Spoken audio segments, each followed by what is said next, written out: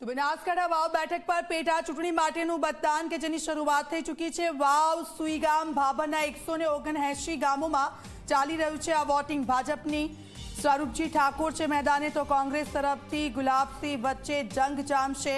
તો માવજી પટેલ અપક્ષ તરીકેની ભૂમિકા ભજવી રહ્યા છે, તેમને मैदाने ઉતારતા આ ત્રિપાંખીયો જંગ અહીંયા જોવા મળી રહ્યો છે। વાવમાં કુલ 10 ઉમેદવારોના ભાવિ આજે ईवीएमમાં સીલ થશે। તો વાવ બેઠક પર કુલ મતદારોની સંખ્યા 3,10,681 છે।